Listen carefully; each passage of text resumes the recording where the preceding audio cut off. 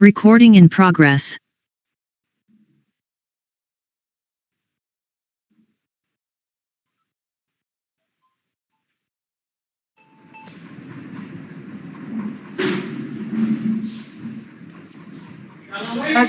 Good evening, everyone.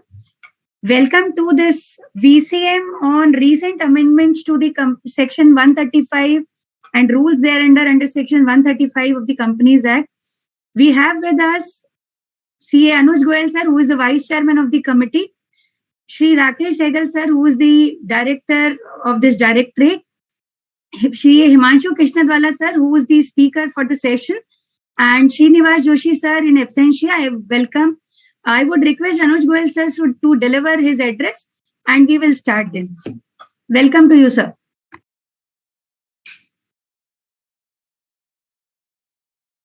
Thank you, Sarika ji. I welcome on behalf of the Institute of Chartered Accountants of India and Corporate Law and Corporate Governance Committee, our honorable guest speaker, my brother, Himanshu sir.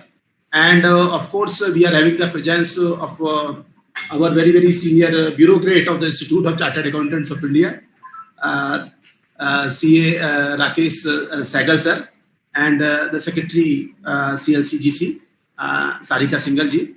And I think we are having the presence of more than 3,000 Chartered Accountants. So I welcome on behalf of the Corporate Law and Corporate Governance Committee of the Institute of Chartered Accountants of India in this very, very important virtual CP meeting on recent amendments in Section 135 and related rules under Companies Act 2013. And I'm quite confident that when we are having the resource person like CA Himanshu sir, I think we will certainly be richer in our knowledge and it would be really a fruitful meeting. Friends, Srinivas Joshi sir, our honorable chairman of the committee, a very, very dedicated and devoted central council member, will be joining us very soon. He is there in some other program of the Institute of Chartered Accountants of India. So on behalf of our chairman also, I welcome all of you. Friends, CSR, Corporate Social Responsibility, is an activity initiated by the management where social and environmental concerns are integrated in their business operations while at the same time meeting the expectations of the stakeholders and shareholders. Himanshu ji, as we are very well aware that India is the first country in the world to impose a statutory obligation of CSR for corporations meeting certain criteria. So as per Section 135 of the Companies Act, companies with a net worth of 500 crores or more, or an annual turnover of 1,000 crores or more, or net profit of 5 crores or more, to spend 2% of their average net profits of 3 years on CSR. So CSR enables the corporates to put efforts in philanthropic activities to contribute to the society, which results in improvement of public image of the company.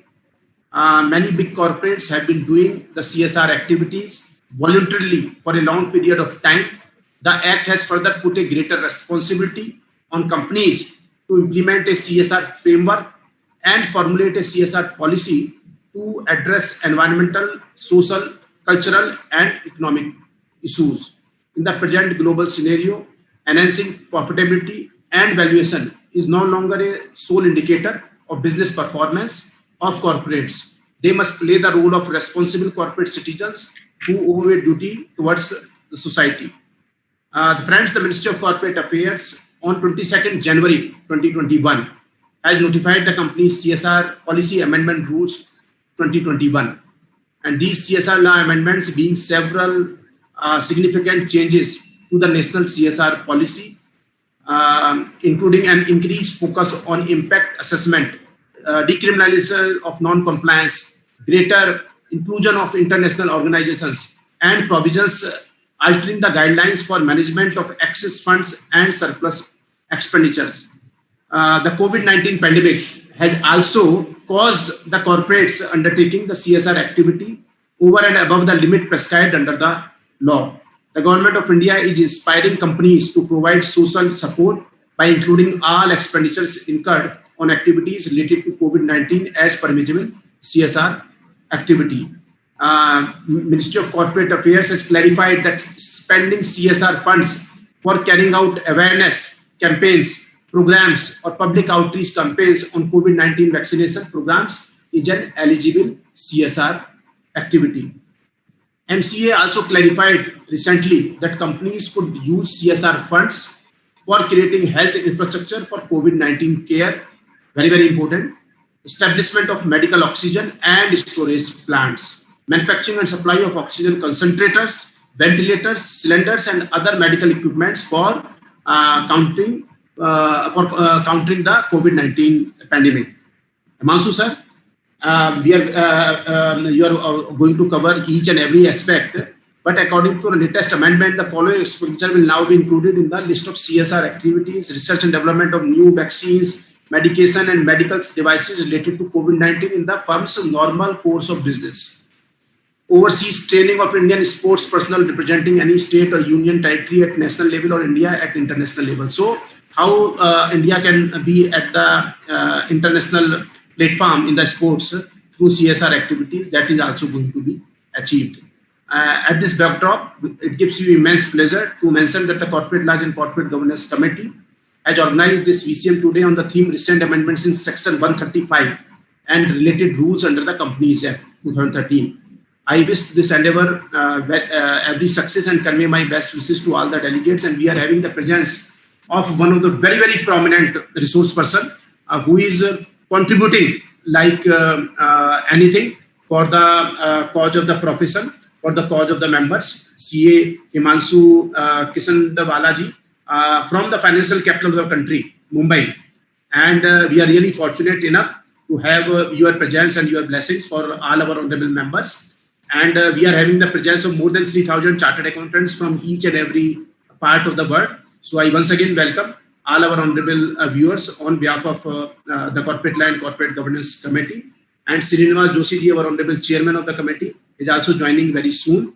And we are having, of course, the presence of Rakesh Sehgal ji, my elder brother, who is contributing like anything for the cause of the profession through this Corporate Law and Corporate Governance Committee.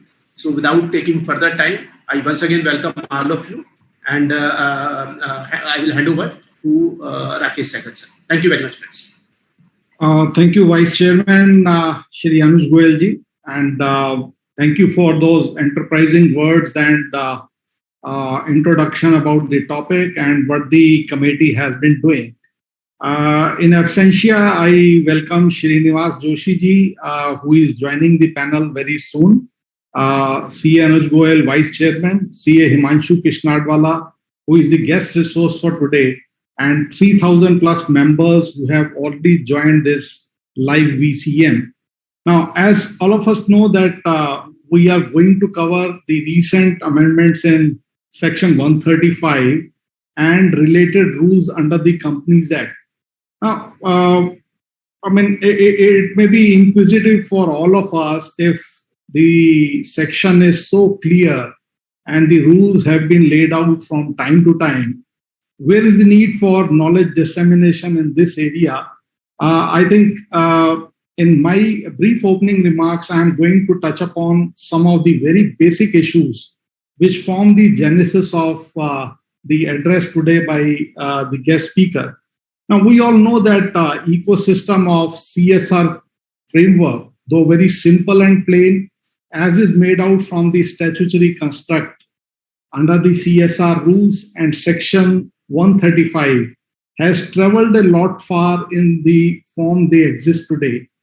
The statutory provisions as regards what entails the CSR policy are given in inclusive format, including list of CSR projects or programs which company plans to undertake, specifying modalities, programs, implementation schedules, and monitoring. Further, the CSR activities to be undertaken as per the CSR policy by the company. Even the excluded activities have also been laid out in pursuance of the normal course of business. How the surplus funds arising out of the CSR projects or programs or activities, they are not to form part of the business profit of the company. That aspect has also been addressed under the Act. Now, how the entire administration of this framework under Section 135 is to be achieved. It is the duty of the board to ensure that company spends at least 2% of average net profits made during immediate preceding 3 financial years in pursuance of CSR policy, while giving preference to local areas around it where it operates for spending the amount earmarked for CSR activities. Now, as far as the Section 135 is concerned, it has been notified way back in 2014, requires the companies to constitute a CSR committee, which is tasked for formulating the CSR policy for the company having specified net worth, turnover, net profit in the immediately preceding financial year, and the Schedule 7 of the Companies Act, as well as the CSR Rules 2014. They broadly cover the entire framework. What is going to be the composition? What is going to be the functions of CSR committee? What is going to be the responsibility of the board of directors, independent directors in CSR policy and undertaking CSR activities is entirely laid out. We have recently seen 3 notifications by the Government of India, which have introduced certain amendments. And I will put all these 3 notifications, I'll call them as amendments. Now, what has happened is these amendments have become effective 22nd January 2021 in regard to the provisions relating to CSR and the CSR rules. Now, what these amendments are trying to do, they are trying to consolidate the various FAQs and clarifications issued by MCA since 2014, has put emphasis on excluded activities, COVID-19 related permitted activities in the normal course of the business, how the acquisition, creation of a capital asset to be done, whether the company can be doing it or it has to be done through a CSR implementing agencies, what kind of treatment is to be accorded to unspent CSR amounts, whether to be transferred to unspent CSR account or Schedule 7 fund. There has been more clarity on administrative overheads, capping the administrative cost 5% of the CSR expenditure. Provisions regarding mandatory impact assessment, they have been put into place. Now, the provisions of impact assessment through independent agencies and limitation on cost, that also have been notified. There have been requirements of mandatory disclosure on the website despite the annual disclosure in place. Emphasis on rather the statutory requirement of putting the CFO certification, penalties for non-compliance, and as Vice Chairman stated, we have moved away from a criminalized to a decriminalized mode of framework for non-compliance of the provisions. There is a new provision for mandatory registration of the CSR implementing agencies, including the role of the international organization. Now, the journey from 2014 till 2019 covered the mundane, rather strengthening on the existing framework. But with the epidemic flowing in and the effect being visible on the corporate sector, the ministry has come out with many notifications in regard to what could be a CSR eligible activities under the COVID era and what kind of CSR funds for creating health infrastructure, as Shri Goyal said, for medical oxygen generation, oxygen concentrators, and what kind of compliances are to be made out by the companies under the CSR policy. So I think these are the issues. The framework is clear, the provisions are clear, the language is very plain and simple.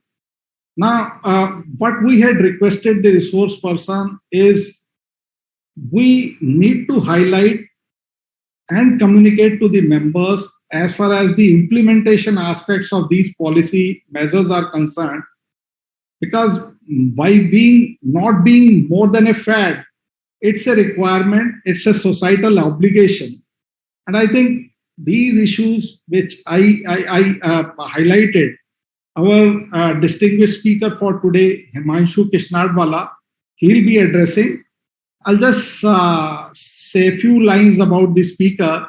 He's a member of the institute, rank holder in both the inter and final level, has been in the academics before taking practice, and he has been co-opted member and special invitee in many committees of ICI in last 1 decade or so, ASB, IND-AS, expert advisory, various groups of FRRB, and had been also the president of Bombay Chartered Accountant Society in 2006 and 7.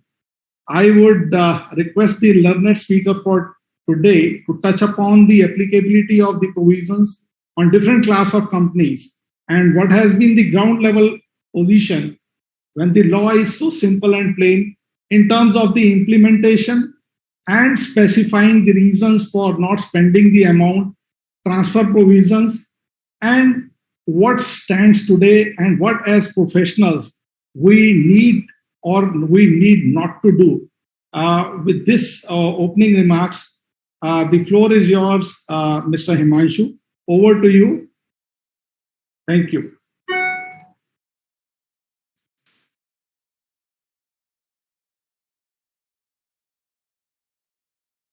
Hello. Yeah, good evening, everyone. Anuj Goyal ji, the Vice Chairman of the committee, Rakesh ji, the director at the committee, Sarika, the secretary, the others from the committee and the institute present on the call, and all the participants of this webinar. Welcome to all of you to this important discussion on corporate social responsibility, which is there. Corporate social responsibility is a very important topic, and though Rakesh ji said it's a very simple law, implementing that simple law is becoming difficult, and we'll see why it is becoming difficult, because as has been happening with several other laws, there have been so many frequent changes which have come about that it is not sometimes so simple to implement this even law on corporate social responsibility. So I have a small presentation which I made for the benefit of the participants. So I will just share that presentation.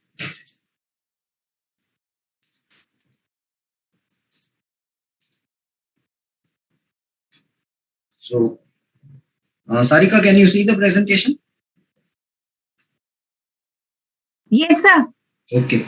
So I'll start with this analysis of section 135, which is really the section on corporate social responsibility and the relevant rules, and that schedule 7, which is the relevant portion here. So we start with a little background on CSR. And the background on CSR is something like this. If you see what is CSR, it's a management concept where companies integrate social and environmental concerns in their business operations and their interaction with their stakeholders. And CSR in that sense, therefore, is a very integral part of doing your business. Whenever you start a factory, whenever you start doing some profitable activities, doing CSR is a concept which is integrated along with the business. And generally, we understand CSR as a company achieves a balance of economic, environmental, and social imperatives, which a lot of people in management call the triple bottom line approach, while at the same time addressing the expectation of shareholders and stakeholders, like, say, higher profits, higher dividends, and so on.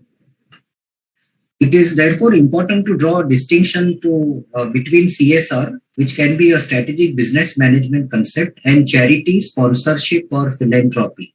So if I am doing charity or sponsorship or philanthropy, that is not CSR. CSR is a much more responsible and a much more different or a broader concept than just doing charity or some philanthropy which is there. And when I am looking at CSR, or when a company looks at CSR, I will look at something like environmental management, eco-efficiency, responsible sourcing, stakeholder engagement, labor standards, working conditions, employee and community relations, social equity, gender balance, human rights, good governance, and even anti-corruption measures. All this really will form part of your CSR activities. When you come to India, CSR has been very intrinsic to Indian culture since very ancient times, and we have read in a lot of mythological books that we had the rulers of each and every state, a ruler of a particular country, who used to give away a lot of things for the welfare of the people, who used to do a lot of activities for the welfare of people. Now that nothing is really but corporate social responsibility. So it is intrinsic in the Indian culture since ancient times. The Companies Act, however, is the first act in India which gives regulatory recognition to CSR. And the Companies Act 2013 in that sense was a path-breaking act where CSR was brought in with a regulatory mandate for the first time. And the goal of CSR as per the act is to embrace responsibility for companies' actions and encourage a positive impact through its activities on the environment, consumers, employees, communities, stakeholders, and all members of the public sphere which is there. This is when the Act came in. This was the purpose for which these sections were brought in the Companies Act 2014. Now, as was said in the initial remarks, India is only the second country in the world after Mauritius to introduce specific sections on CSR. And you'll be surprised to know that there is no other country even after India which has done this. It includes even countries like US and a lot of European countries who are far larger than us, but they don't have any regulatory mandate on CSR. So regulations introduced by the Companies Act of 2013, it requires companies in any financial to spend the amount specified as per the section for CSR activities. And the relevant provisions of the Act are in three parts. One is section 135, which is the relevant section. We have got Company CSR Policy Rules 2014 and Schedule 7, which lists activities permitted as CSR. Now, from 2014 to 2021, initial 1 or 2 years, not really any changes in the CSR section or the rules, but over the last 4 or 5 years, lot of changes have undergone in this particular section. So the provisions have undergone several amendments. The latest amendments which happened in January 2021 reinforced compliance, anti-abuse, and strengthened governance, transparency, and flexibility. So this January 2021 provisions, amendments which came in really brought CSR again back into the limelight, because earlier it was really as a normal routine activity, but with these amendments which came in, a lot of compliance was strengthened. That were a lot of anti-abuse provisions which came in, and governance, transparency, and flexibility also get strengthened, as we will see what are those changes which have come in that sense.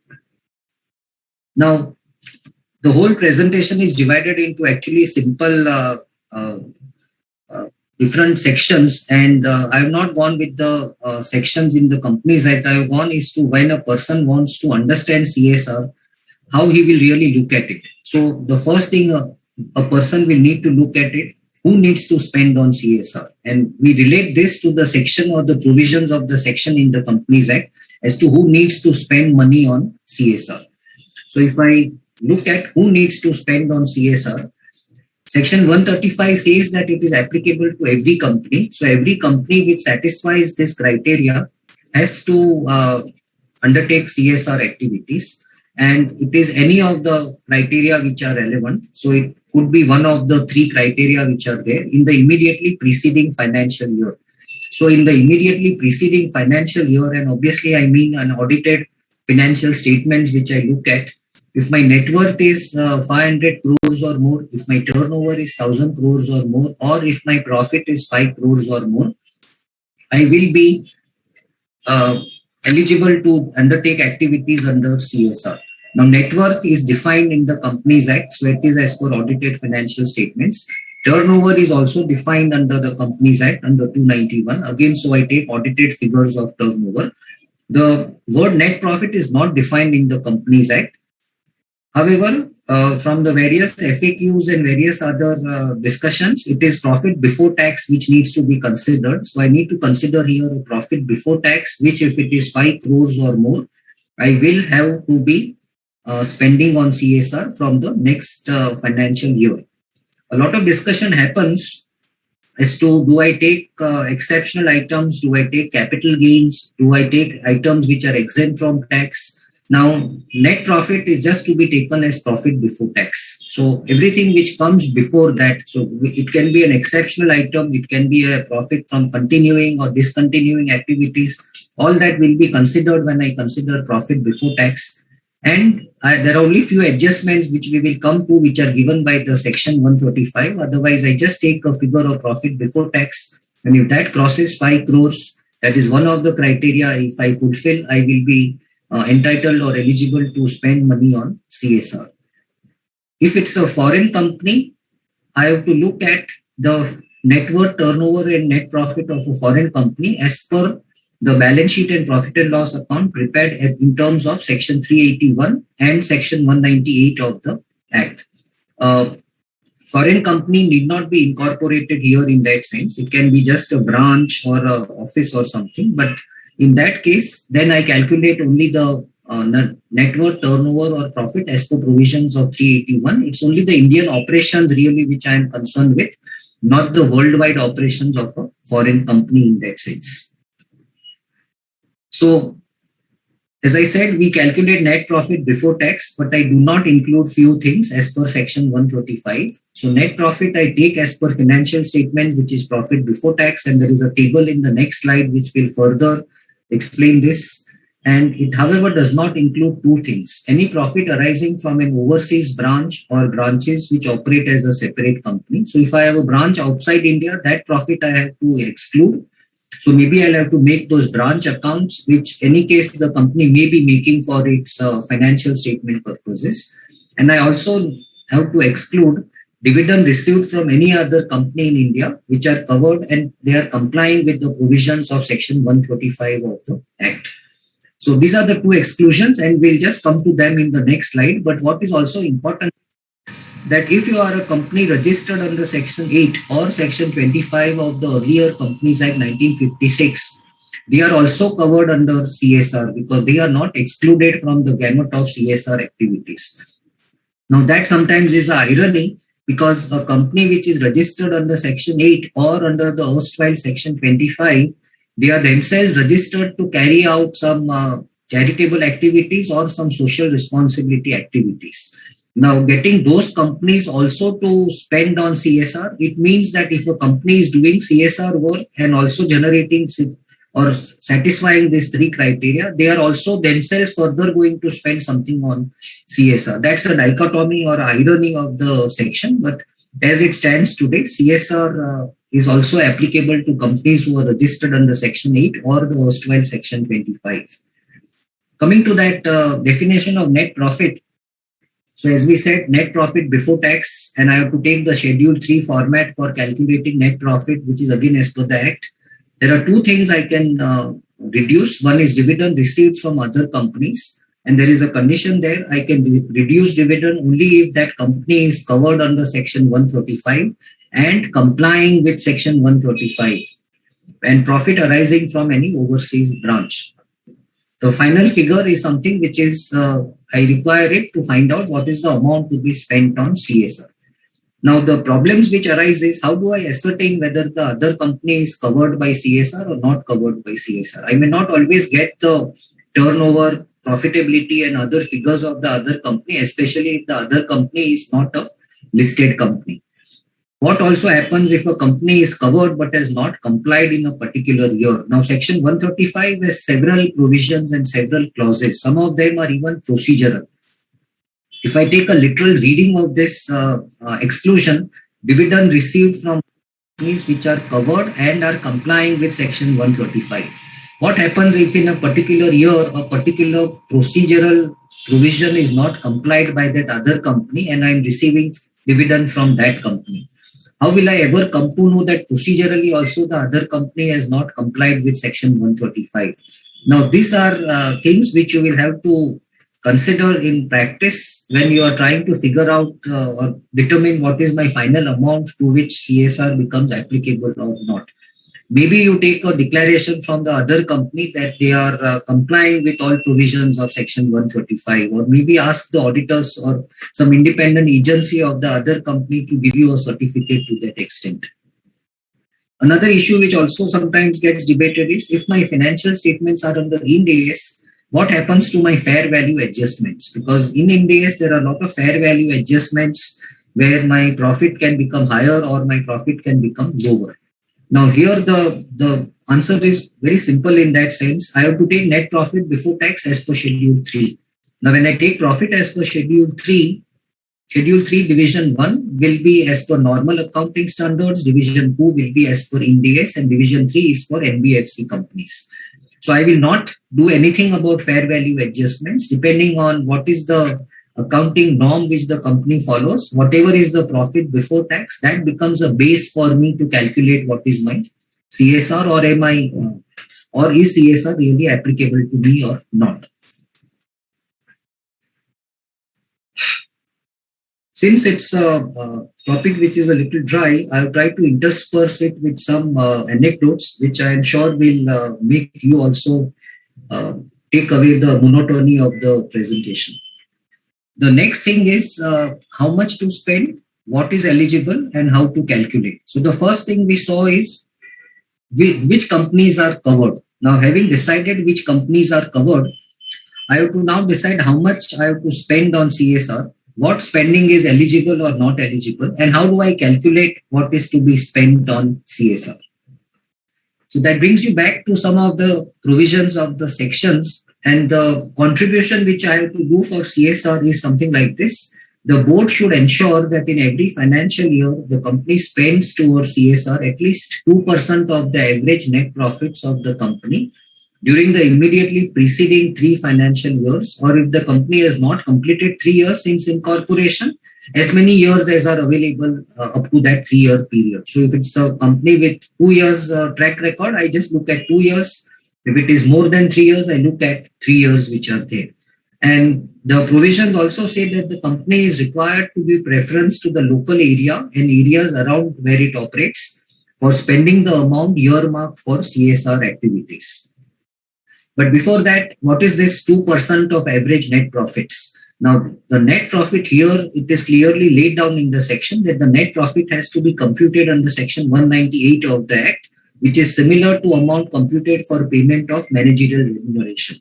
So there is a computation of net profit which is given under section 198, and this is very similar to the computation which was also there in the 1956 Act. That figure which is computed under 198 is a base for even calculating managerial remuneration, and that same figure is to be used as a base to calculate 2% of my average net profits. So at least the base remains the same, and I have to do this for the last 3 years and accordingly decide what is that 2% which is there. And I have to take the average. It's a simple average which I have to take of the last 3 years' profits. As per 198, take 2% of it, and that is what I have to spend. Again, some questions are asked that if I am migrating to Ind AS, then how do I take my profit figures? Do I take as per the old GAAP or do I take under the new GAAP which is there? Now, what is relevant in this case is I just take the figure as per the financial statements which are adopted by the board. So in the first year, if it is as per the old AS, I take a profit as per the old accounting standards. In the second and third year, if the company has migrated, I will take the profit as per Ind AS, and third year also I will take the profit as per Ind AS. These are 3 figures I have to calculate based on the audited financial statements which are adopted by the board. Any restatement which is done for the opening balances or anything, I don't need to consider. I can ignore all those things, because what is finally relevant is what are my 3 figures of profit, whether it is as per old GAAP or it is as per Ind AS. All that doesn't become relevant till I know what is adopted by the board of directors in the as the final financial statement which is there. Now, what is not included in spending? Now, a lot of things which are possible can be spent, and therefore the government has also given something negative, that these are expenses which are not included when you consider what is to be spent. So the rules and the section lay down that these activities which are listed down there will not be included for your CSR spending. And what is that? Activities undertaken in pursuance of normal course of business of the company. So if you undertake any activity in the normal course of your business, they cannot be considered as CSR. So if I am having a school on my premises, my factory is in a remote location, and I have a school on my colony, and I'm sending my persons in the factory to that school, that is a normal course of business activity I am doing. That would be a social welfare activity. It cannot be considered as a CSR activity as per this provision which is given here. However, the exception is that if the company is engaged in any research and development of any new vaccine, drugs, or medical devices in their normal course of business, and they are related to COVID-19, and they do this for 3 financial years, 2021, 21-22, and 22-23, then they would be considered eligible for CSR spending. Now, this obviously is a change which came about last year when this COVID-19 was really becoming the discussion all across the world. And the government therefore said that if you are in normal R&D, it is not CSR, but if your R&D is relating to COVID-19, then for 3 years, I will allow you to consider that as part of CSR, again subject to conditions that the activities are carried out in collaboration with some organizations which are mentioned in item 9 of schedule 7, and they are really government funded laboratories of the central or state government. And the details of these activities you need to publish separately in the annual report on CSR in the board's report. So some flexibility is given, but the flexibility is given with several conditions which are there. So if it is my in-house research and development, I will still not get the benefit of including it in CSR. But if I do the research in a laboratory which is owned by the government, central or state, or any similar institution, then for 3 years, if it is any R&D for COVID-related activities, then I will be able to consider that as part of CSR activities. What is also not included is something like this: any activity undertaken by the company outside India. Now, the government is very clear. When I am excluding the profit outside India for not considering in CSR, whatever you spend outside India also will not be considered when you are spending on CSR activity. The only exception is if I am training some Indian sports personnel representing union or state government at the national level or at international level as such. But that is really again not money spent in outside India. It is still money spent in India on Indian sportsmen, though he may be representing the India or any state outside India in that sense. If there is any contribution of any amount directly or indirectly to any political party, it is not allowed as CSR as per section 135. Any activities which are benefiting employees of the company. So I set up a school, I set up a crash, I set up a hospital for my employees exclusively. They are not considered part of CSR activities, and employees would be taken as defined under the new code of Wages Act which is there.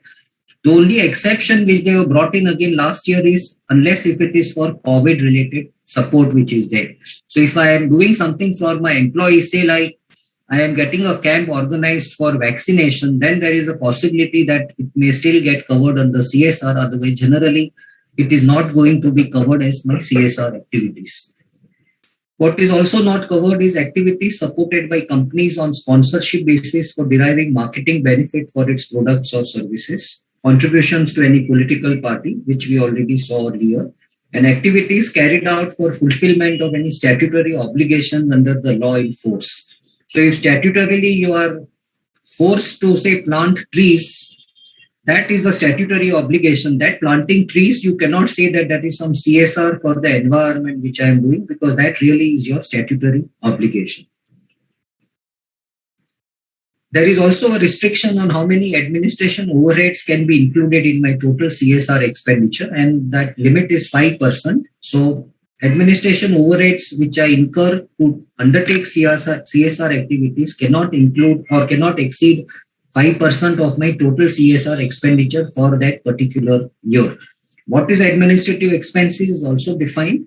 It is any expenses incurred for general management and administration, but does not include expenses directly incurred for designing, implementing, monitoring, or evaluation of a particular CSR project or program. So these are really indirect expenses or overheads as we normally understand. They cannot exceed 5% for the purpose of counting my CSR expenditure.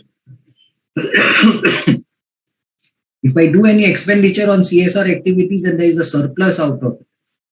So say for instance, I provide employment to several people. I carry out a project where I provide employment to the local people outside around my factory. And out of that employment, there is some surplus which is generated. That surplus cannot form part of my business profit. That surplus has to be plowed back in the same project and spent in pursuance of my CSR policy. So any surplus by doing any CSR activity, I cannot use it for the company or any other personal benefit. I have to plow it back and use it for CSR, or maybe transfer it to a fund which the government will be notifying very shortly within the period of 6 months from the expiry of that financial year. So any profit which I make out of CSR activities, I either use it back in the same activity or I transfer it to the fund which would be notified by the government. What also came in the last amendment was that if I spend something in excess of my obligation, then I can carry forward that CSR spending for the immediately 3 succeeding financial years. So this means that if I am supposed to spend say only 20 lakhs in the year 2021 and I have spent 25 lakhs, I have spent 5 lakhs extra for my CSR obligation. This amendment allows me to carry forward that 5 lakhs to succeeding 3 previous years, which means that for either 21-22 or 22-23 or 23-24, I can spend 5 lakhs less because in one earlier year, I have spent 5 lakhs more. The condition in that is the excess amount should not include the surplus arising of CSR activities, which as we saw in the earlier slide, we have to plow back in CSR or transfer it to a fund.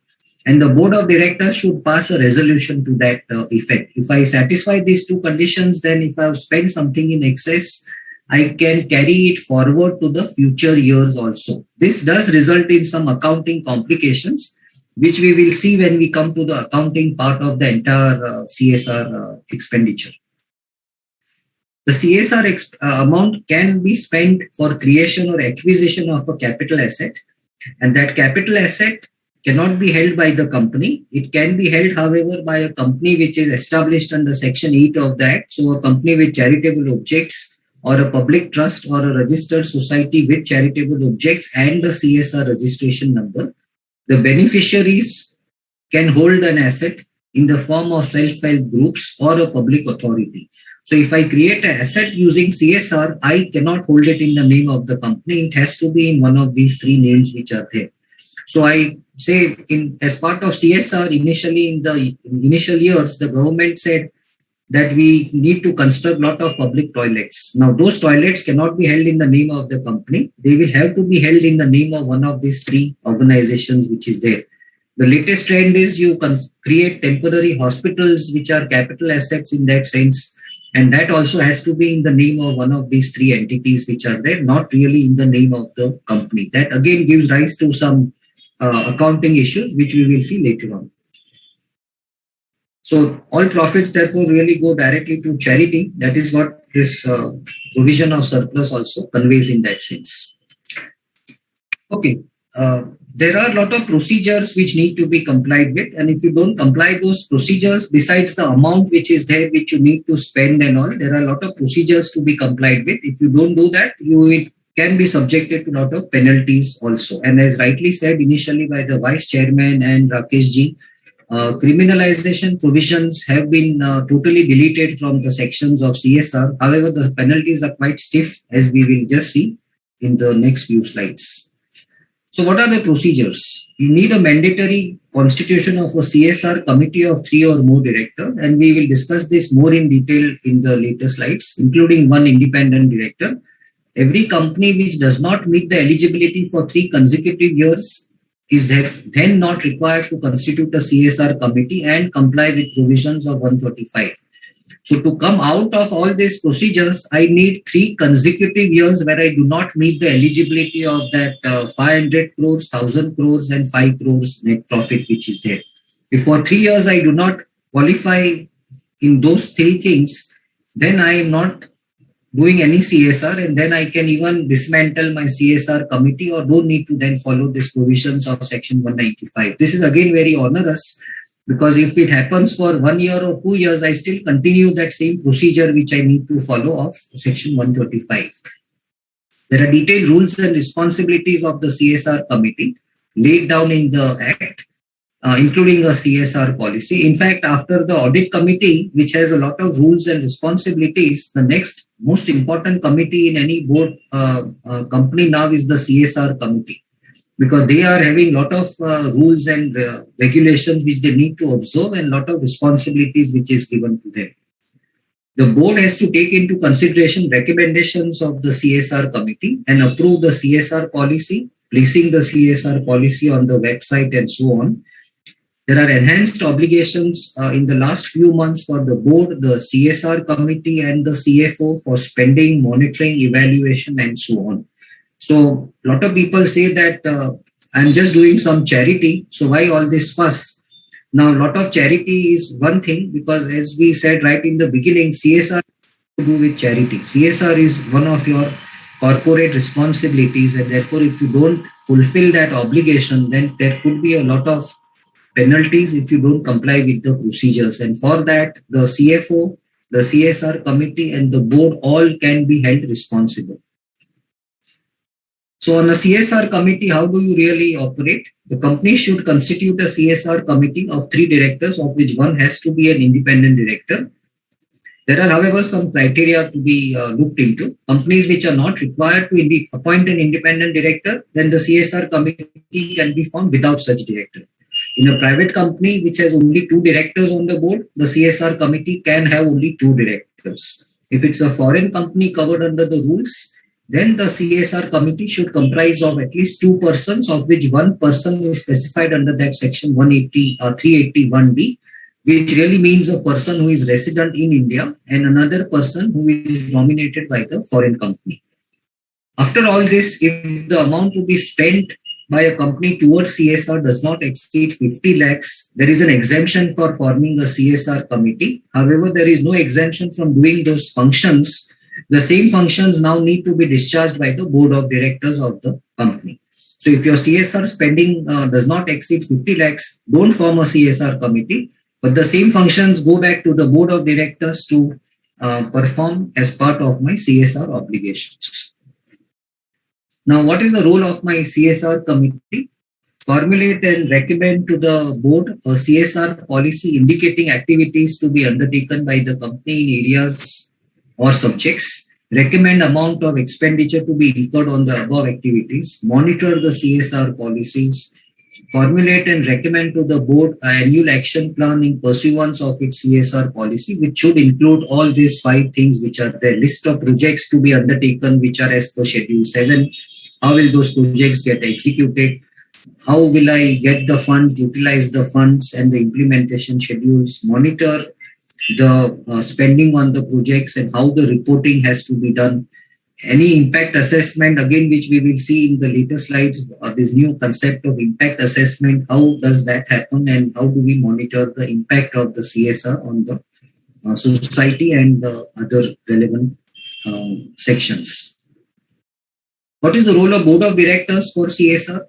The board of directors, after taking into account all recommendations of the CSR committee, will finally approve the CSR policy and disclose the contents of such policy in its report, and also place it on the company's website in such manner as may be prescribed. And there are rules as to what is the information to be given, how does it put it on the website, is it a pull, is it a push? All those rules are there on how the website should have the CSR policy and activities.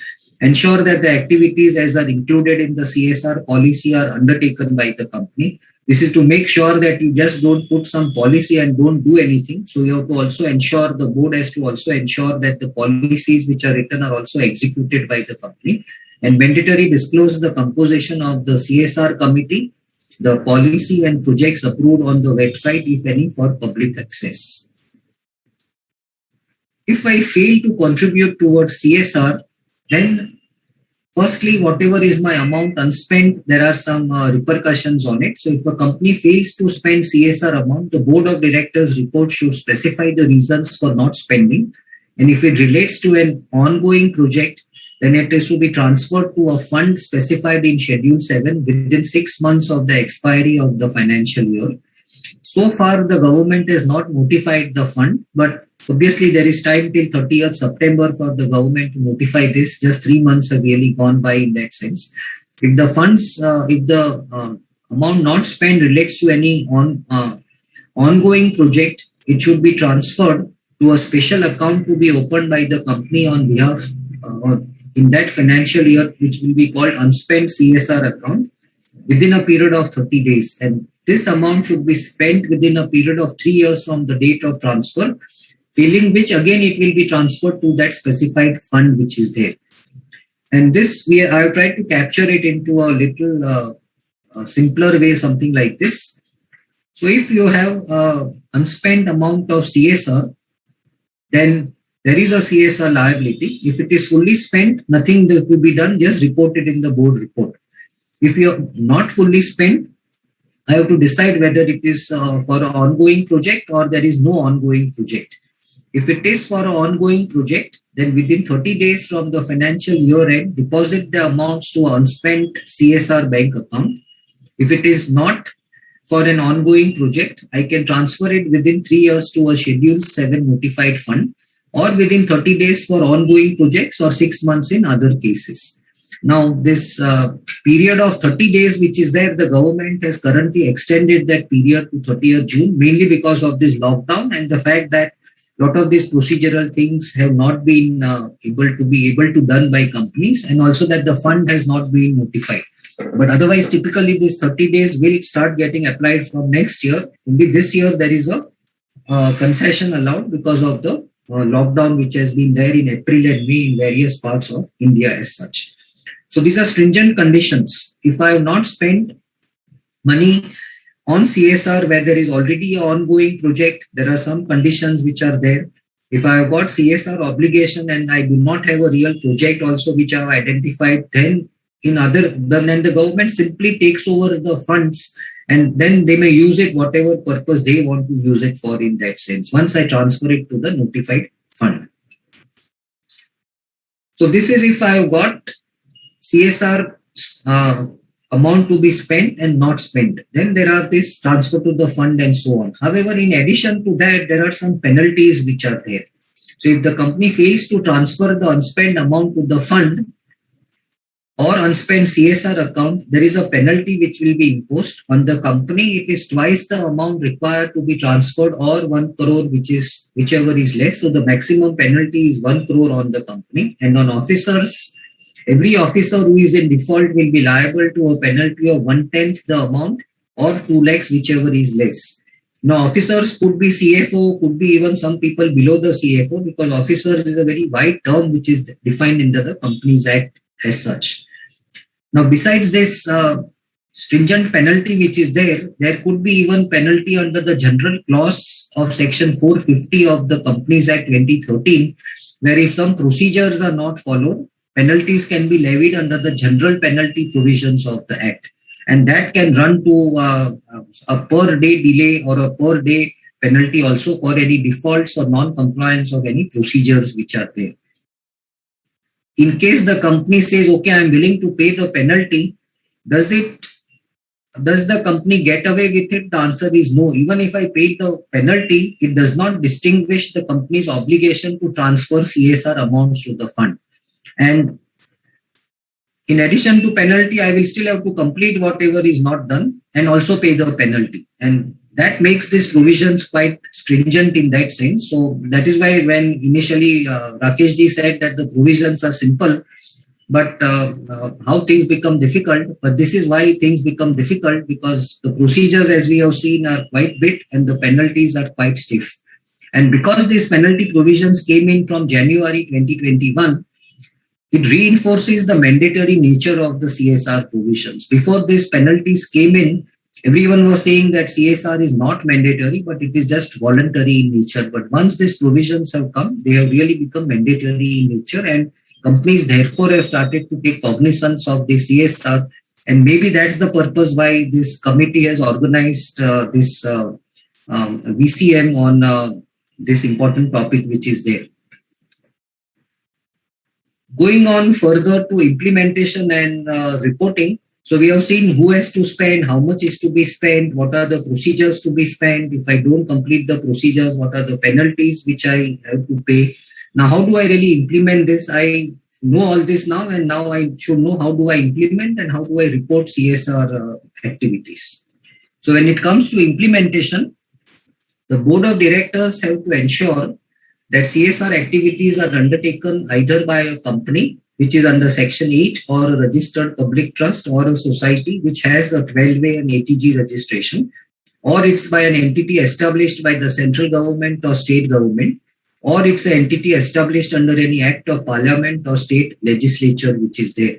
So it just cannot be by any private entity which is not covered in these three things which are there. Even if it's a company which is doing this CSR, it has to be a company with charitable objects with a proper 12A and ATG registration under Income Tax Act.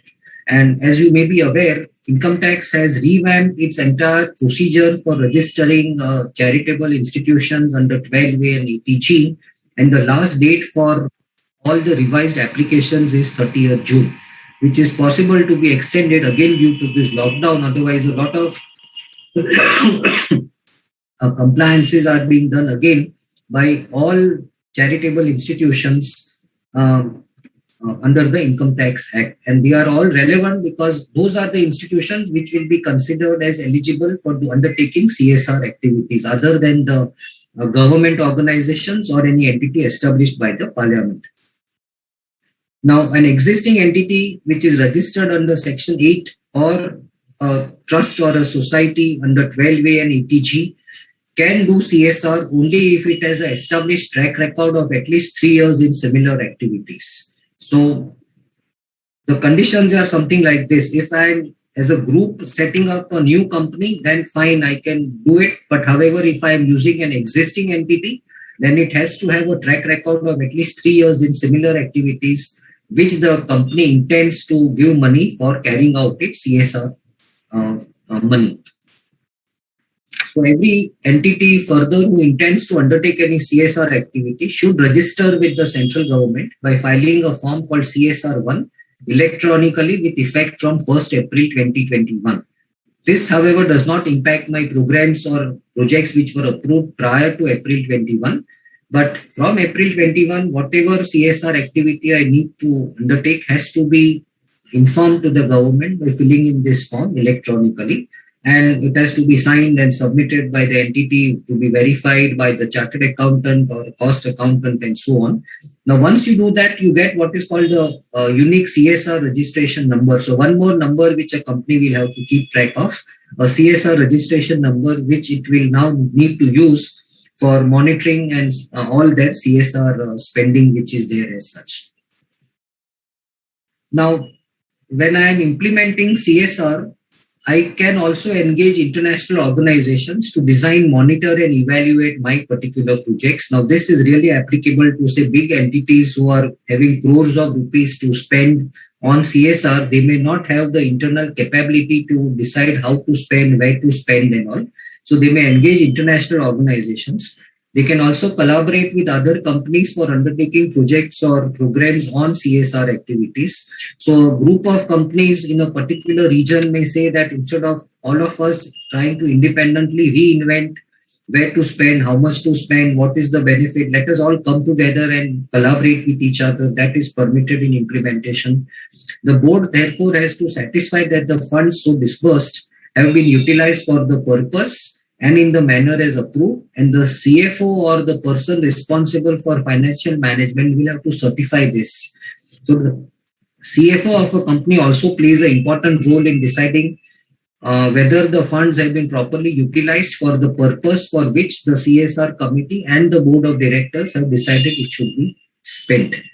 In case of an ongoing project, the board should monitor the implementation of the project with reference to approved timelines and year-wise allocation. This obviously it gets it done from the CSR committee, but finally the board will be responsible to monitor the implementation of all these ongoing projects which are there.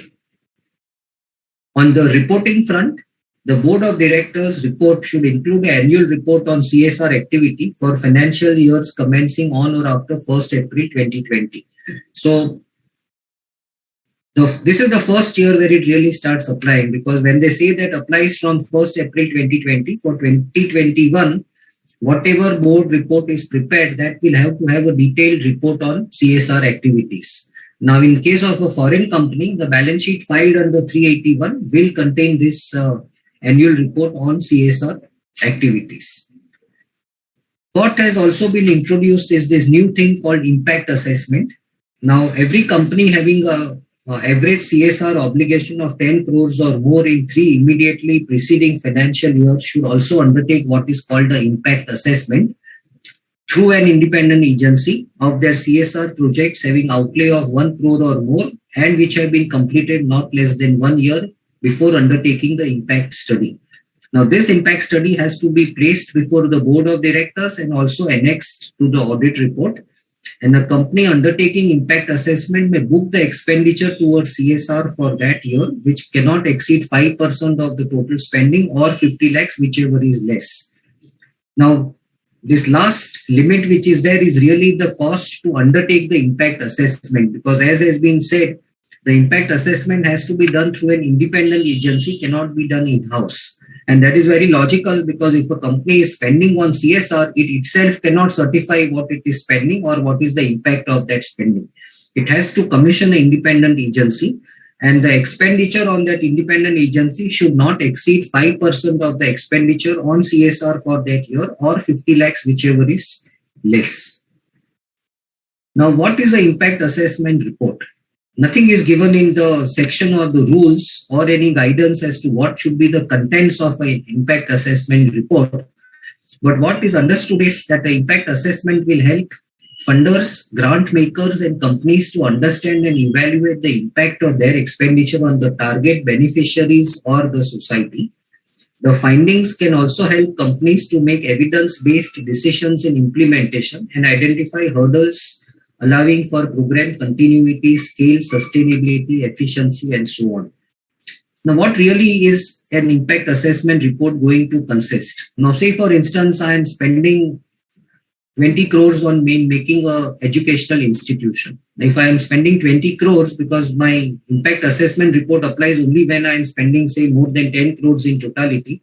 So if I am spending 20 crores on an educational institution, my impact assessment report will have to come out with a lot of details like what is the level of literacy which I have improved in the surrounding of that educational institution.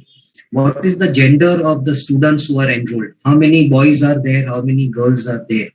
What is the income background of those children who are enrolled in my educational institution? What is the level of their improvement after and before their educational institution study which is there? So this is really a social impact of my corporate social expenditure, which I have to study through an impact assessment report which is there.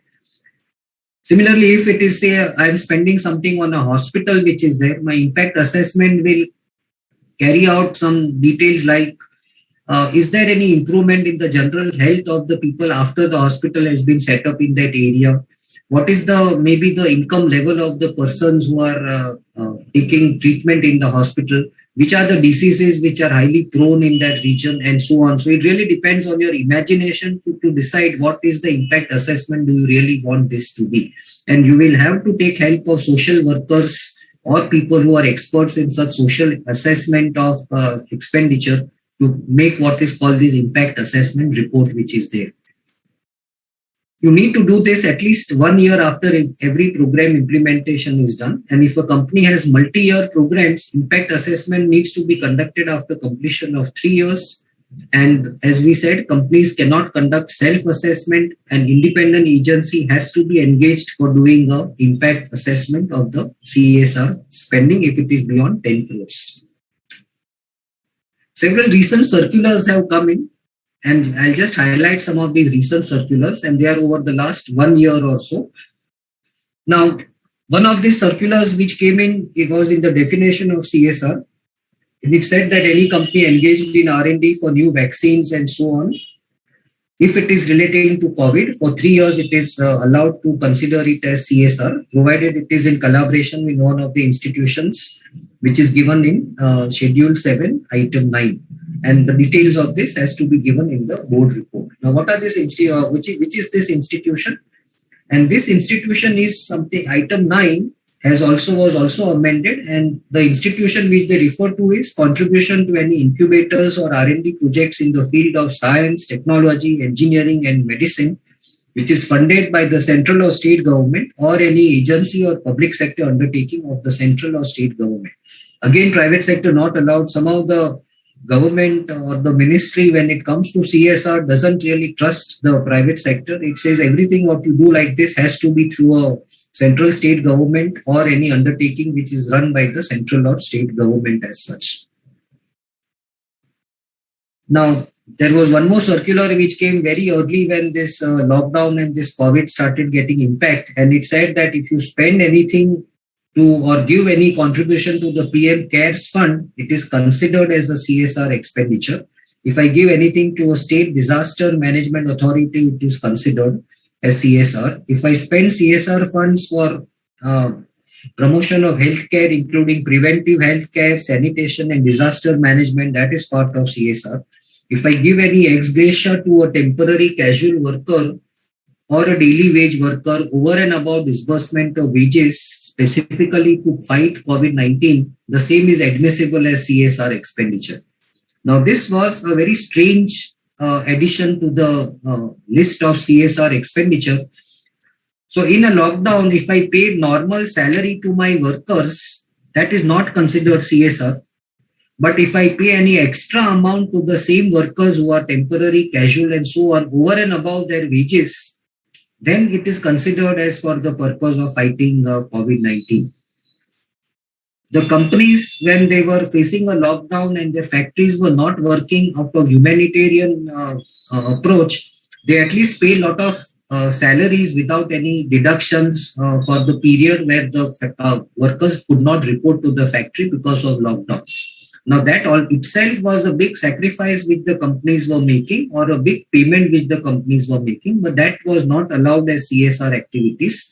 But if I pay something over and above that to that same worker, then that is allowed as part of my CSR activity. So that is why it was a very strange provision which came in. And again, whatever is paid over and extra, that has to be certified by the statutory auditor of the company. Again, the trust factor is missing in a lot of such provisions which the government came out with. The government also came out with a circular at that time that the following will not qualify as CSR expenditure, and if you contribute to any chief minister's relief fund or a state relief fund, it is not eligible. So anything which has to do with the central government in contributing to that fund, only that is eligible. So if I contribute something to, say, a Maharashtra chief minister's relief fund, I will not get CSR expenditure qualified for it, or any other state for that matter. If I pay salaries to my employees during a lockdown period, again, that does not qualify. But if I pay something over and above salaries, that would qualify.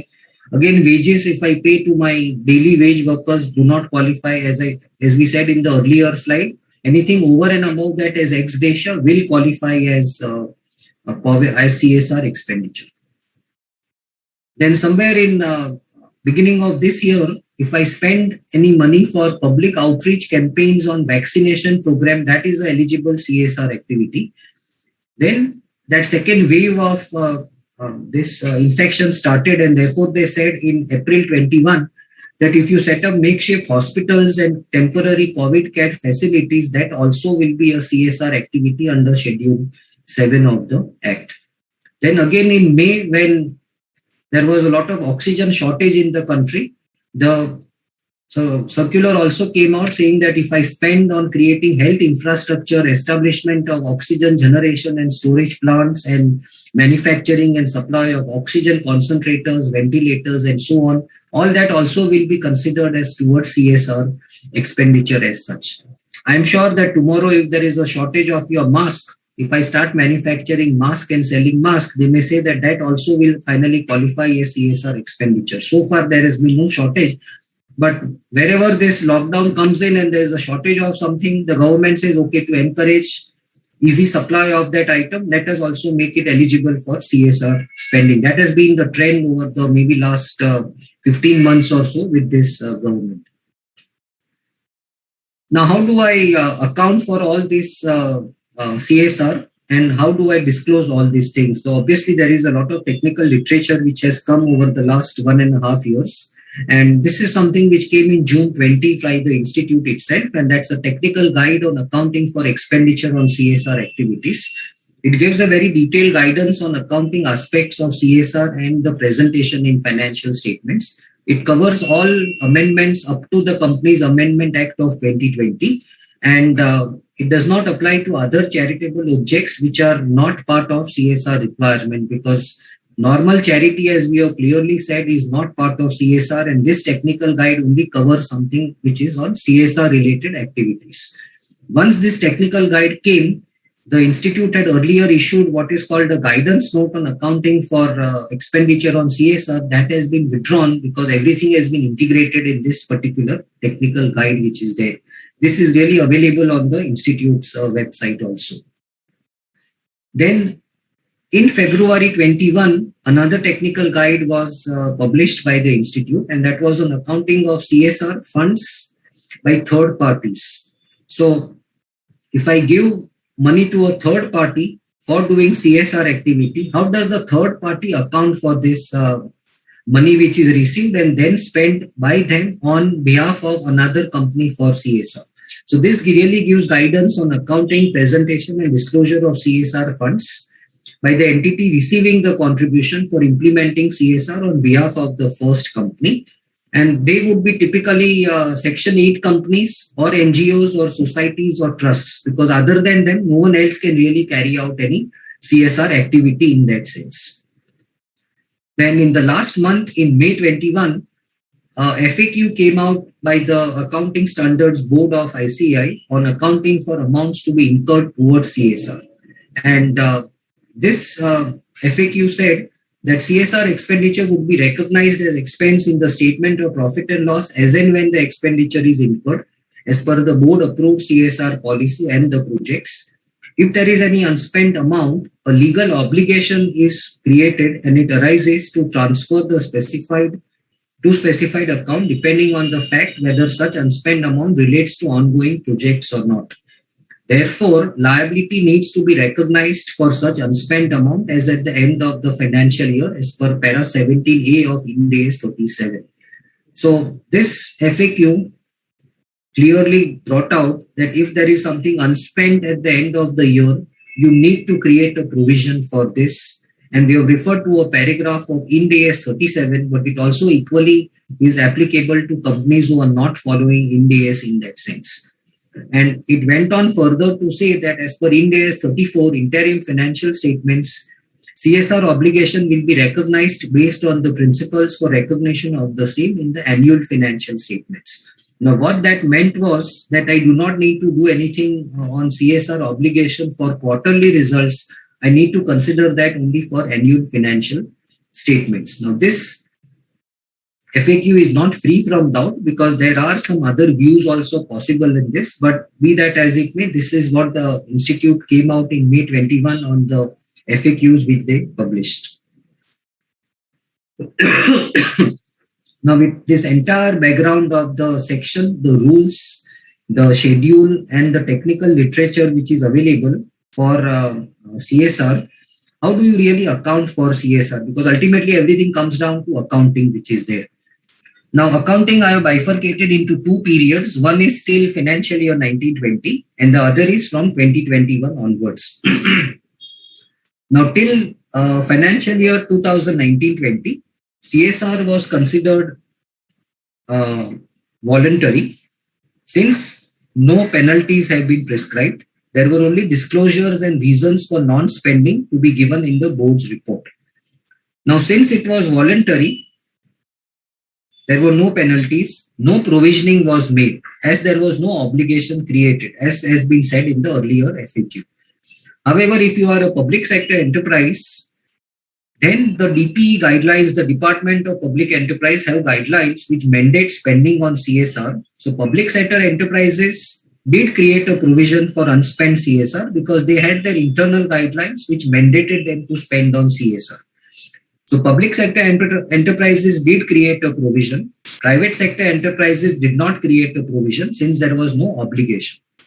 Since there were no penalties, several companies accumulated large unspent amounts. Now we have several companies who have in the last maybe 7 or 8 years had a spending on CSR as per the section, but since there were no penalties, they did not spend and they were only disclosing that amount in the board of directors report which is there. The Ministry of Corporate Affairs has already started to issue notices through the registrar of companies to several such companies for non-spending. And they are saying that as per section 135, this is the amount you need to spend, which you have yourself disclosed in your annual report. You have not spent this. Please let us know why you have not spent this money. They could not do much about it because there were no penalties which were prescribed except as per the general provisions of the act which was there. But this is what was the situation till financial year 1920.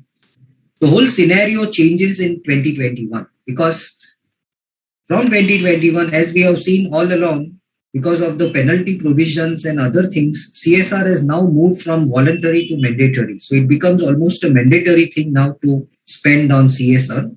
Penalties now become applicable for non-compliance and the penalties are stiff as we saw.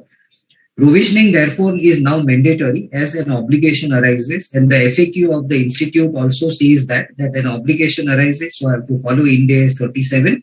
And the corresponding standard which a non-Ind AS company will need to follow is AS 29. The section also now allows you carry forward of excess spending. And we saw there are two conditions, that the excess spending should not consist of any surplus and there has to be a board resolution for that. And therefore an asset may need to be created for the excess spending. And when I am talking of excess spending, you have to be careful about what is excess spending and what is surplus from CSR activities. And as we have seen in the earlier slides, a surplus from CSR activities, I have to either plow it back in CSR or I have to transfer it to a fund. I cannot carry that forward anywhere else. However, if it is excess spending, then I can carry it forward for 3 more years which are there as such. So you need to be very clear in accounting what is excess spending and what is my surplus from CSR activities. If I am going to do all these things from financial year 2021, there are several implications which arise in income tax, including for deferred tax, for provisioning and excess spending which is to be carried forward. So if I make a provision, is it tax deductible? Typically all CSR expenses are not tax deductible, but if it is something more than what I have spent, more what is required, will I still get any deduction? You need to look at those things. If I am spending excess, then I will create an asset for it. What happens if I create an asset for it? Will the tax department look at it from a different way? And there could be this implication which you really need to look at. And some issues which really come out of this are something like this. From all that which we have discussed, these are some gray areas which really come out. If I create an asset out of CSR expenditure, can I capitalize? And if I do decide to capitalize, how do I capitalize this? So, as we said, when I have an asset created out of CSR expenditure, it cannot be on the company's name. It has to be on a NGO's name or a Section 8 company's name.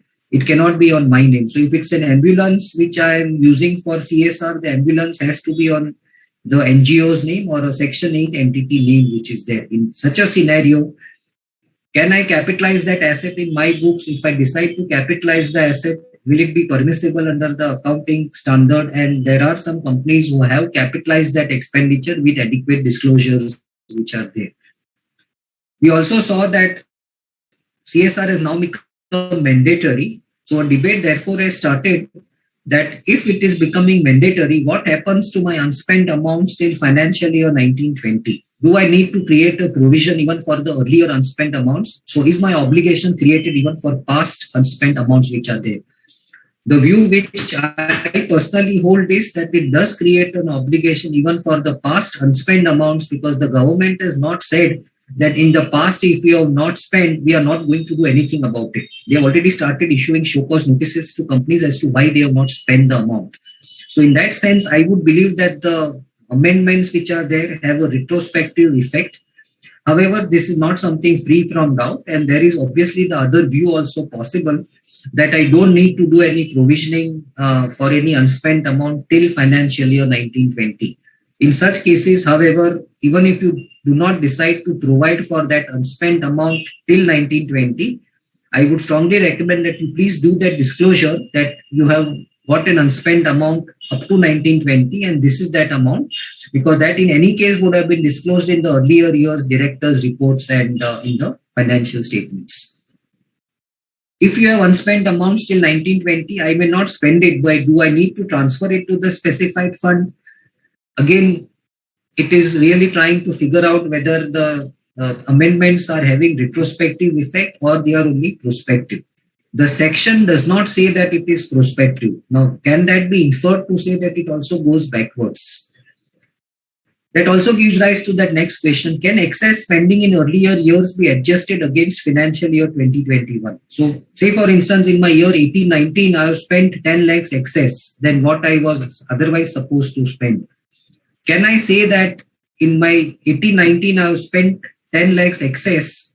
The provision now allows me to carry forward that excess for 3 years and therefore I will spend that much less in 2021. Now again, my personal view is that I can extend that going backwards, because just as for an unspent amount, there could be an obligation going backwards. For my excess spending also, I would be able to take the benefit going backwards by 3 or 4 years, whatever is possible. Do I need to disclose a separate accounting policy for CSR? Again, my answer is yes. A company will now need to disclose an accounting policy for CSR, that for CSR activities, this is my accounting policy, and this would be typical only in Indian companies. Foreign companies will not have such an accounting policy, but I believe that the company which has a significant amount of spending for CSR will need to include one more accounting policy from 2021 onwards as to how are they treating CSR expenses. For listed entities, there is a issue which again needs to be addressed, that for the amount which they have to spend in 21-22 in the coming financial year, do I make a provision in the first day of the year, or do I make a provision at every quarter end, or do I make a provision only at the year end? Now that year end thing is something which is now supported by the ICAI FAQ. However, I personally believe that an obligation to spend arises on the first day of the year, and therefore technically the provision as per AS 29 or Ind AS 37 will need to be done on 1st April 2021, because my obligation arises based on my past profits and the obligation arises in the beginning of the year. I only have a 12-month period to spend the amount, but the obligation arises at the beginning of the year. It's something like your advance tax obligation. The obligation arises in the beginning of the year, but I am allowed to spread it over 4 quarters. In the same way, for CSR, I personally believe obligation arises in the beginning of the year and I'm allowed 12 months to spend that amount which is there. The FAQ, however, as I said, has suggested that you make a provision only at the year end. Okay, you finally come to disclosures which are required for CSR, and the disclosures are enhanced from 21-22 onwards. So next year, some extra disclosures will also come in. So you have a brief outline of the CSR policy, the CSR committee, a web link for the above on website of the company, impact assessment of the projects as applicable, amounts available, set of what is that average net profit, 2% to be spent, total obligation, details of spending, amount spent, unspent on ongoing projects, unspent amount for last 3 years, details of capital asset created, under what name you have created, if the amounts are unspent, the reasons why the amounts are not spent, and so on.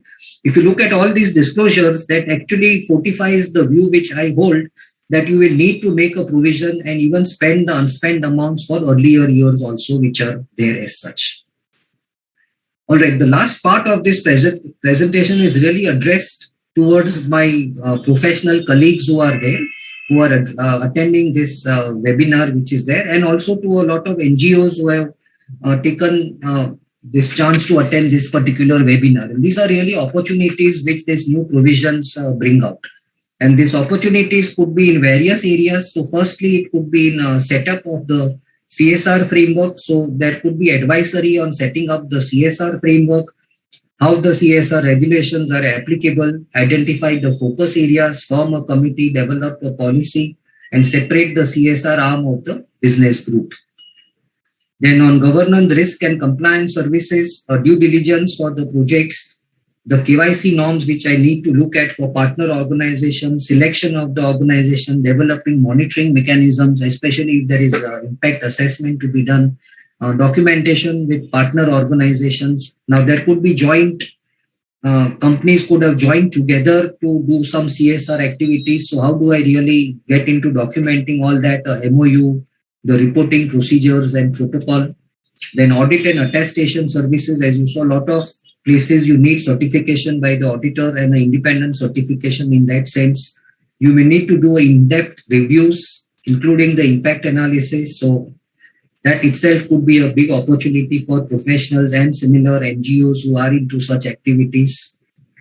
A lot of people may want to get their utilization, fund utilization monitored. So how are the funds utilized? How the monitoring happens there? All that again is part of the advisory work which you could be doing. It could be even non-fund monitoring of the projects. So review the plan, review multi-year projects, advise course corrections, identify the gaps between planning implementation. A lot of consulting opportunities arise with these new provisions of CSR in that sense. Internal MIS and CSR reporting. CSR reporting, as you saw, itself is a big thing because a lot of complex issues need to be addressed in the CSR report. So companies may need advice as to how to prepare the reports, how to disclose it in the board report, how to put it on the website, and so on.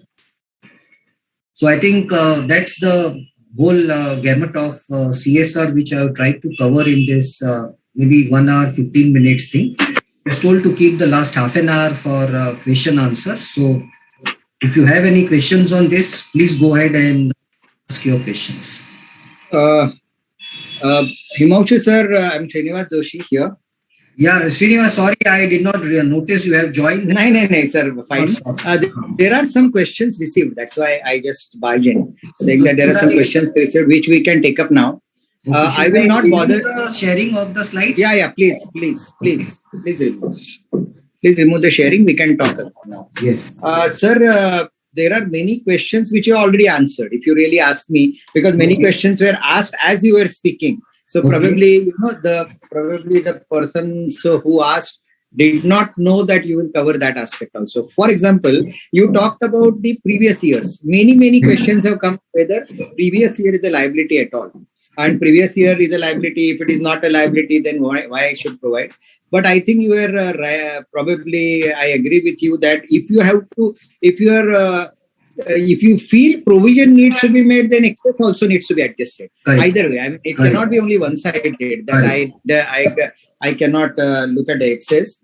But another very good point you have made is whether the provision should be made on first or last day of the year. Because unless in your, this is again not in that FAQ, but if you are saying that it is made at a last day, then how you spend during the year? Unless you know what is to be spent.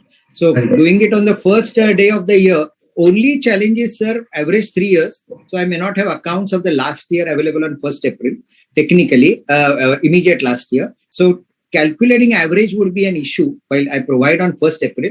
Maybe I can estimate an amount to a certain extent. If there is a quarterly reporting by listed companies, obviously they know what would be, or internally they know what would be the provision, and it can be always corrected in June or July when the accounts are actually made. You can correct it in April, May, June, whatever. But then you start spending because you know how much is to be spent. So that was very nice. And I think all other things that whether, there is a very interesting question, which I think I missed. I don't know whether you have stated that in all spendings. The question is that I need to transfer the amount after the end of the year. I don't spend. Within 6 months, I should transfer to a separate bank account. The question here says, I suppose I spent it by May or June. Whether still, the obligation exists. I think I did not see that line in your presentation, but if it is there, you can repeat. What happens if the person, instead of transferring it to an account within 6 months, decides to actually spend and allocate it to that shortfall, which he was carrying in that? Can he do that? So in case, no, I think the period to transfer to a separate bank account is 30 days and it again depends whether it is on an ongoing project or other than an ongoing project. If it's for a project, I have only that 30-day leeway available. But obviously within that period, whether it's 30 days or 60 days, I actually spend the money on the project or for CSR, then I don't need to transfer it to any account in that sense. Yeah, obviously, because as you say that the period is different for different types of. I can take you. It is different depending on whether the money which is unspent is allocated to a project or not allocated to a project. Yes. But probably the right thing would be you open accounts, transfer, and then spend from that. So there is a clear trail on that. Correct. And this is, and as I normally tell in my other program, this is similar to that capital gains account in income tax, where this unspent investment, you put it to a separate account and then buy the house from there. And there are several litigations happening on that. And people have said that I have forgotten to put in a separate account, but spend directly on the new house. Then the official rulings say that it is still considered as a legitimate spending of the house. Okay. So it is still possible. Yes. That way. Okay. There is one more question: whether expenditure incurred for research on development of vaccines on COVID is an expenditure in CSR. So there are conditions there. If I develop a vaccine and it is part of my R&D, for 3 years I am eligible, provided I have spent that money on research in a government laboratory. It's not in-house. So you can spend it only in government laboratories? Yes, that is the condition which they came up with. Okay. And only for 3 years. Okay. Otherwise, you can't just say that I am trying to have some research or something and then go about it. Just say that. Correct. Okay. Again, many things are very common. And Srinivas, I'll tell you how companies overcome this. Lot of companies also spent money on R&D on making a vaccine.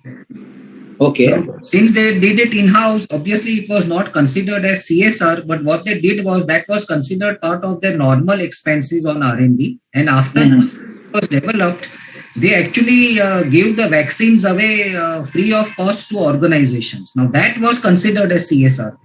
Okay, that is how they managed that. Yeah. Okay. There are a few other questions. Does the sale of product at subsidized rate to natural disasters suffered people would be a CSR? Means differential, means my product rate is say 100, I'm just making something, and I sold at 70 to those people who were affected by this natural disaster, etc. Whether the 30 rupees can be called a CSR and entry can be passed for that. No, you cannot do that. That's a notional thing. There is nothing notional which is allowed in that sense. Actual spending is required. Yes. Not means I will put it this way: less receipt for sale is not an expenditure. Correct. That is what you are saying. Correct. And you have to actually spend that amount. Correct.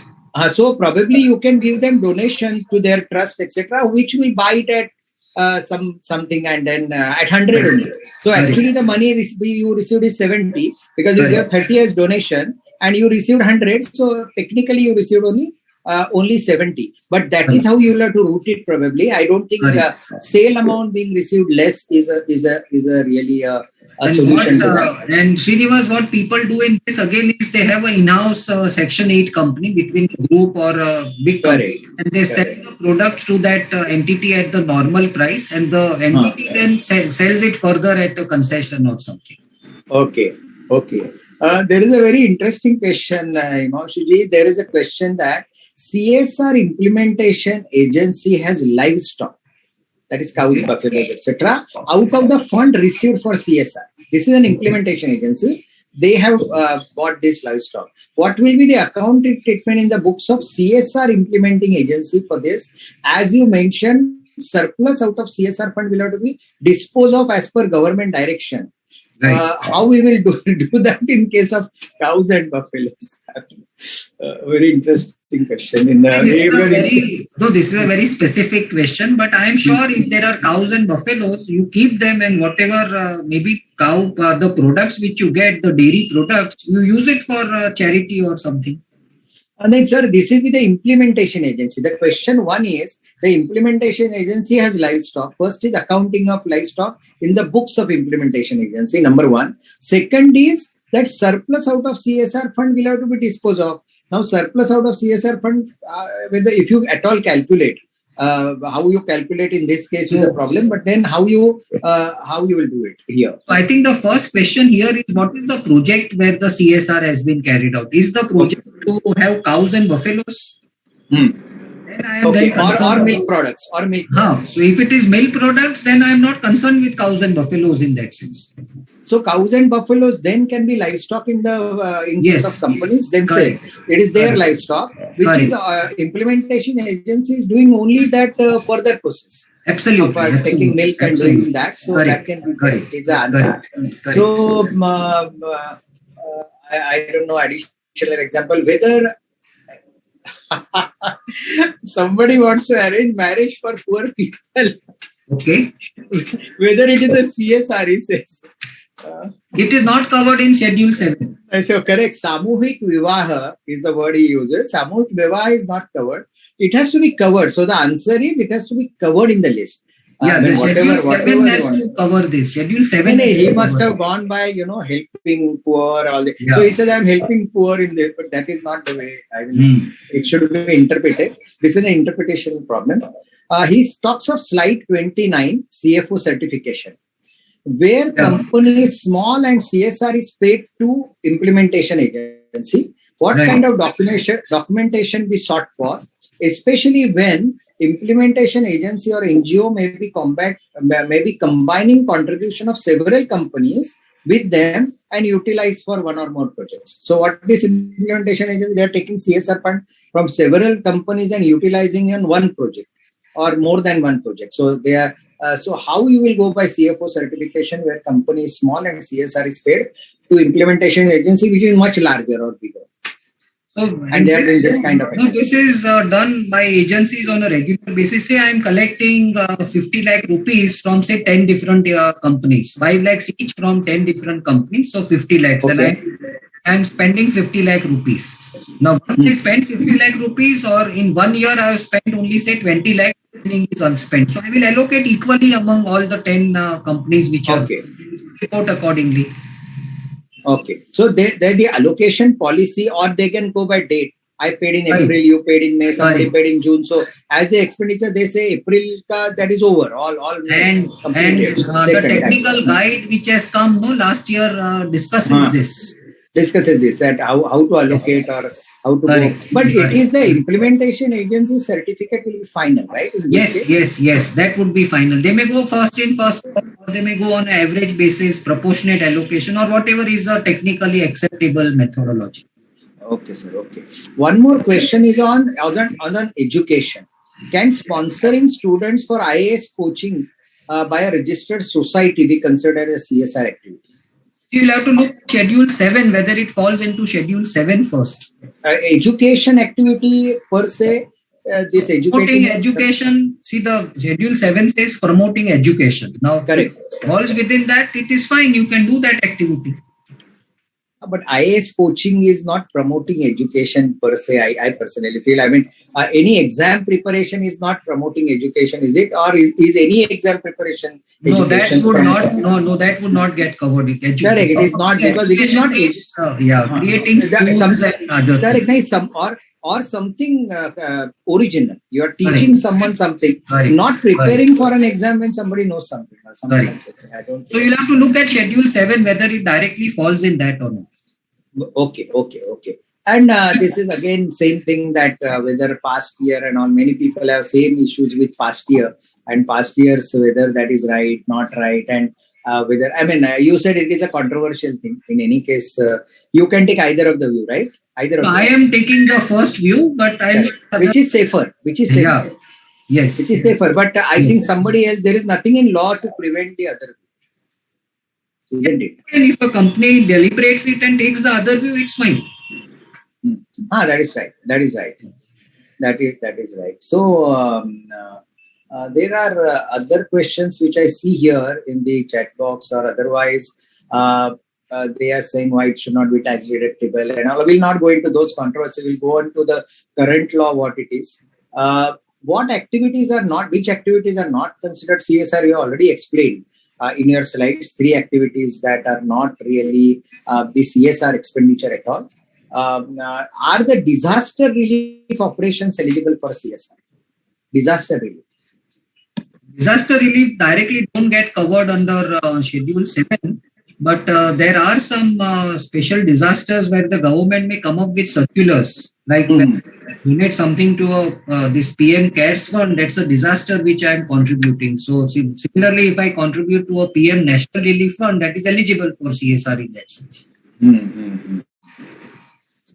One thing you have said that any expenditure on employees is not a CSR, right? As a Correct. Right? Correct. So the question has come is, some trust is running school for kids of the employees. Right. Whether that giving that amount to them amounts to education and comes in CSR, because indirectly it benefits employee. Is the word directly or indirectly for employees? No, this will not get covered because this is a normal social welfare activity and will not fall under CSR. Because it is for employees indirectly. Exactly. Benefit of employees. So it is directly or indirectly. We should look at it. It cannot be indirect way of giving employee what they should have otherwise spent. It's anyway your social obligation to give education to employees' children. So it is not covered in CSR in that sense. You may get deduction out of it. Correct. The last question I will say, State Sports Association registered as a company under 25. Is the CSR applicable? I don't know what he means by this. If I give to that agency, may not be applicable, but if I sponsor a sportsman who is registered with that association and that sportsman plays outside India, then the sponsorship is eligible for CSR. Yeah. So I think as far as I received these questions, you have answered well. So thank you very much for doing this marathon session from 4 o'clock to just now. And I will thank you very much because you were given very short notice, as far as I know, to do this session. In your very busy schedule, you are an auditor of listed companies and so many things, and you are so busy. And in spite of that, for Institute, you have been doing such work that I can't state here. For several reasons, that you are doing so much work for Institute at various level, and you are in so many committees, groups over the year, and even the co-opted member and various committees, etc.